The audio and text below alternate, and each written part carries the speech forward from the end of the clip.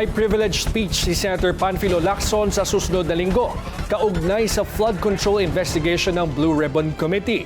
Sa ngayon kasi, kapos pa rin ang pirma para iakyat sa plenaryo ang partial report. Nagbabalik si Hannah T. para sa detalye.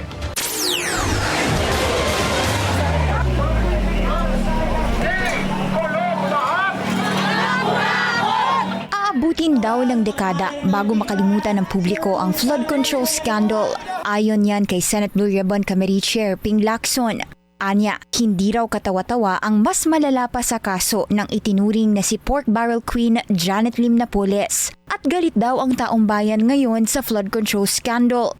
Obligasyon daw ni Lacson na magbigay ng update sa publiko matapos ang nasa 7 pagdinig ng kanyang komite hinggil sa issue. Isa sa mga dahilan ay ang pagkalat daw ng false narratives para pagtakpan umano ang iilan habang tatargetin naman ang iba. Bago pa ito, kinwestiona ni Senate Minority Leader Alan Peter Cayetano ang draft partial committee report na pinangunahan ni Lacson dahil kailangan pa raw ng deliberasyon sa nilalaman nito.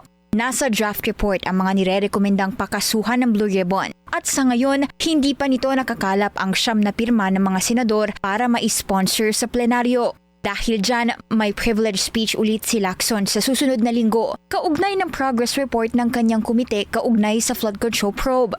Posibleng laman nito ang mga dokumento at ebidensyang hindi pa natatalakay sa committee hearings. Maaari ring ibahagi ni Lacson ang nilalaman ng speech sa Department of Justice at Office of the Ombudsman para sa case build-up. Masusundan din daw ito ng mga susunod na Blue Ribbon Committee hearings kung saan iimbitahan si dating House Speaker Martin Romualdez.